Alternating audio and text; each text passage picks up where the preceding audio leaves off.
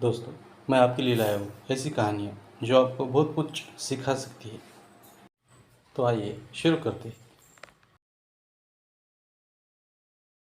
ये कहानी है कछुआ और खरगोश की। एक बार की बात है कि एक जंगल में एक कछुए और एक खरगोश में रेस हो गई।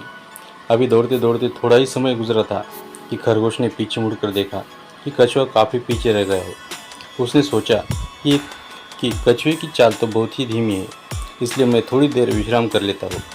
अब वह एक पेड़ की ठंडी छाँव में ऐसा सोया कि कछुआ धीमी चाल होने के बावजूद भी उससे आगे निकलकर अपने गंतव्य तक पहुंचकर रेस जीत गया।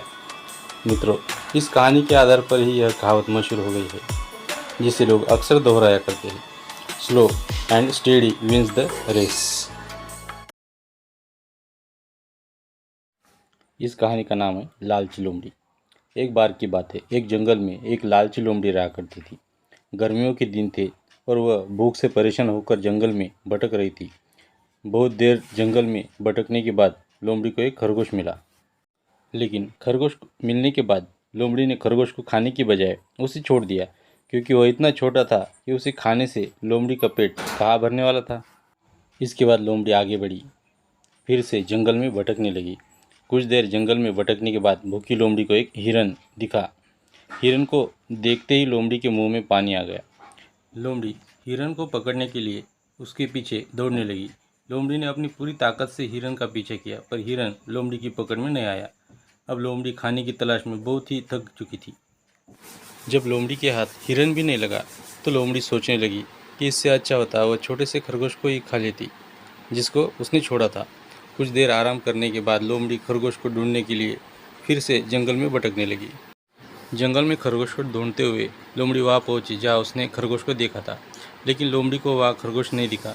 थक हार कर लोमड़ी को अपने गुफा में लौटना पड़ा, जिसके बाद कई दिनों तक भूखी लोमड़ी को अपनी गुफा में भूखा रहना पड़ा और बहुत दिन बीत जाने के बाद लोमड़ी को खाना मिला। इस कहानी से हमें यह शिक्षा मिलती है कि लालच नहीं करना चाहिए। यदि लालच किए बिना संतोषी जीवन जीते हैं तो आप सुखी रहते हैं। हिंदी में लालच का प्रसिद्ध मुहावरा भी है कि लालच बुरी बला है। ये कहानी है भेड़िया और सारस की। एक बार की बात है, जंगल में एक भेड़िया बहुत ही भूखा प्यासा भटक रहा था। बहुत देर भूखा प्यासा भटकने के बाद भेड़िए को शिकार के लिए एक जानवर दिखा और भेड़िए ने जानवर को मारकर खा लिया। जब भेड़िया जानवर को खा रहा था तो भेड़िए के गले में जानवर की हड्डी फंस गई। बहुत प्रयास करने के बाद भी भेड़िए के गले से हड्डी नहीं निकली। गले में हड्डी को लेकर परेशान होने के बाद इधर उधर घूमने लगा कि कोई गले से हड्डी निकलने में मेरी मदद कर दे, पर कोई भी जानवर भेड़िए की मदद करने को तैयार नहीं था। बहुत देर तक भटकने के बाद भेड़िए को एक सारस मिला। भेड़िए ने अपनी सारी समस्या सारस को बताई। इसके बाद सारस ने कहा कि अगर मैं तुम्हारी मदद करूं तो तुम मुझे क्या दोगे। जिसके बाद भेड़िए ने कहा, अगर तुम मेरी मदद करते हो तो मैं तुम्हें इनाम दूंगा। इनाम के लालच में सारस भेड़िए की मदद को तैयार हो गया। अब सारस ने अपनी लंबी चोंच को भेड़िए के मुंह में डालकर गले में फंसी हड्डी को बाहर निकाल दिया।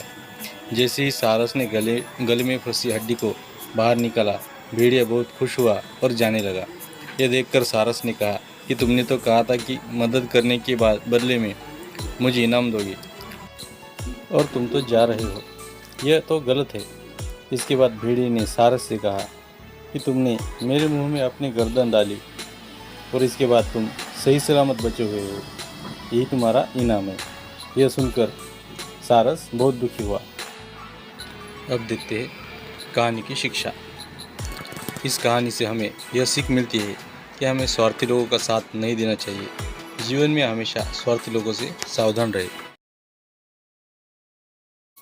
ये कहानी है दो मेंढकों की। बहुत समय पहले की बात है, एक जंगल में मेंढकों का एक समूह रहता था।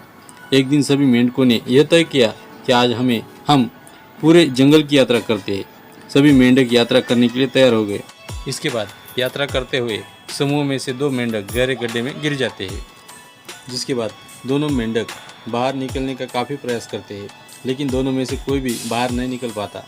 यह सब देखकर गड्ढे के बाहर उन दोनों मेंढकों के साथी तेज आवाज़ में चिल्ला रहे थे और आपस में बातें करते हुए ये बोल रहे थे कि तुम्हारी कोशिश करना बेकार है, तुम कितनी भी कोशिश कर लो गड्ढे से बाहर नहीं निकल पाओगे। गड्ढे में मौजूद दोनों मेंढकों में एक मेंढक गड्ढे के बाहर सभी मेंढकों की ये बातें सुन रहा था।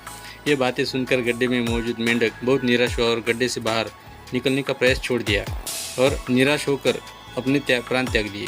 परंतु दूसरा मेंढक अभी भी पूरी तरह से गड्ढे से बाहर निकलने की पूरी कोशिश करने में लगा हुआ था और गड्ढे के बाहर मौजूद सभी मेंढक उसका मजाक बना रहे थे और हंस रहे थे। बार बार प्रयास करने के बाद दूसरे मेंढक ने एक लंबी छलांग लगाई और गड्ढे से बाहर निकल गया। समूह के सभी मेंढक ये देखकर हैरान रह गए। जब सबने पूछा कि उसने ये कैसे किया तो उस मेंढक ने जवाब दिया, वह बहराया और बाहर निकलने की कोशिश कर रहा था कि उसे लगा कि बाकी मेंढक उसे उत्साहित करने के लिए उछल रहे हैं। इस कहानी से हमें यह सीख मिलती है कि हमें जीवन में किसी की भी नकारात्मक बात नहीं सुननी चाहिए। दूसरों की नकारात्मक बातों में ध्यान देने की बजाय अगर हम सकारात्मक सोच के साथ प्रयास करें तो अपने कार्य में ज़रूर सफल हो सकते हैं। लोमड़ी और अंगूर। बहुत समय पहले की बात है कि एक जंगल में एक चालाक लोमड़ी रहा करती थी। एक दिन लोमड़ी भूख के मारे पूरे जंगल में इधर उधर भटक रही थी। लोमड़ी ने पूरा जंगल छान मारा लेकिन लोमड़ी को खाने को कुछ नहीं मिला। पूरे जंगल में खाने की तलाश में भटकते हुए लोमड़ी थककर हार कर एक पेड़ के नीचे बैठ गई। बैठे बैठे लोमड़ी को नींद आ गई। थोड़ी देर सोने के बाद लोमड़ी की आंखें खुली तो देखा कि एक पेड़ पर पके और रस भरे अंगूर लटक रहे थे। अंगूर को देखते ही लोमड़ी के मुंह में पानी आ गया। अंगूर खाने के लिए लोमड़ी उछल उछल कर प्रयास करने लगी, लेकिन कई बार प्रयास करने के बावजूद अंगूर लोमड़ी के हाथ नहीं लगी। पेड़ पर अंगूर काफी ऊंचाई पर लगे हुए थे। हारकर लोमड़ी ने कहा कि छोड़ो, मैं अंगूर नहीं खाती, अंगूर खट्टे हैं।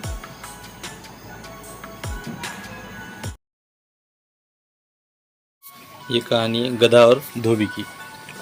एक निर्धन धोबी था। उसके पास एक गधा था। गधा काफ़ी कमज़ोर था क्योंकि उसे बहुत कम खाने पीने को दिया जाता था। एक दिन धोबी को एक मरा हुआ बाघ मिला। धोबी ने सोचा कि मैं गधे के ऊपर इस बाघ की खाल को डाल दूं और इस गधे को पड़ोसियों के खेत में चरने के लिए छोड़ दूं। गधे को देखकर किसान समझेंगे कि यह एक सचमुच का बाघ है। इससे डर कर दूर रहेंगे और गधा आराम से सारा खेत चर लेगा। धोबी ने यह योजना बनाकर तुरंत इस योजना पर काम किया। एक रात की बात है कि गधा खेत चर रहा था। तभी गधे को किसी गधी की रेंकने की आवाज़ सुनाई दी। इस आवाज़ को सुनकर गधा इतने जोश में आ गया कि वह जोर जोर से रेंकने लगा। गधे के चिल्लाने से गाँव वालों को गधे की असलियत का पता चल गया और लोगों ने गधे की खूब पिटाई की। इस कहानी से हमें यह शिक्षा मिलती है कि सच्चाई कभी नहीं छुपती, वह एक न एक दिन बाहर आ ही जाती है। कहानी का नाम है मुर्गी की अकल ठिकाने। एक समय की बात है, एक गांव में ढेर सारे मुर्गे रहते थे। गांव के बच्चे ने किसी एक मुर्गे को तंग कर दिया था। मुर्गा परेशान हो गया। उसने सोचा अगले दिन सुबह मैं आवाज़ नहीं करूँगा, सब सोते रहेंगे, तब मेरी अहमियत सबको समझ में आएगी और मुझे तंग नहीं करेंगे। मुर्गा अगली सुबह कुछ नहीं बोला। सभी लोग समय पर उठकर अपने अपने काम में लग गए। इस पर मुर्गे को समझ में आ गया कि किसी के बिना कोई काम नहीं रुकता, सबका काम चलता रहता है।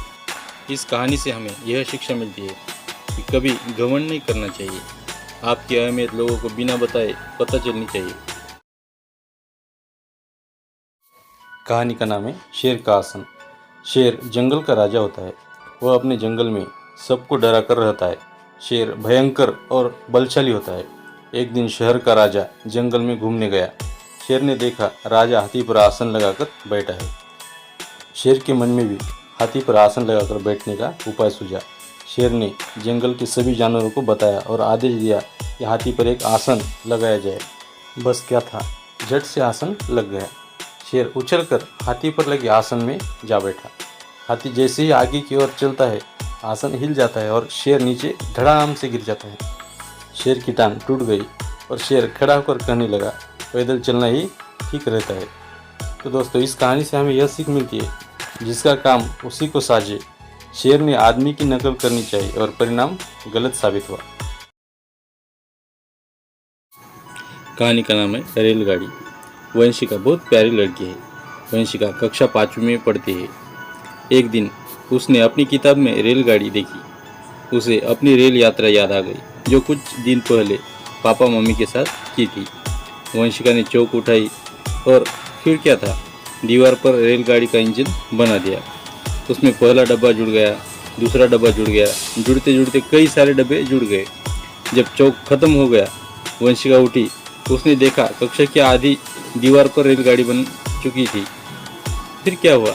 रेलगाड़ी दिल्ली गई, मुंबई गई, अमेरिका गई, नानी के घर गई और दादाजी के घर भी गई।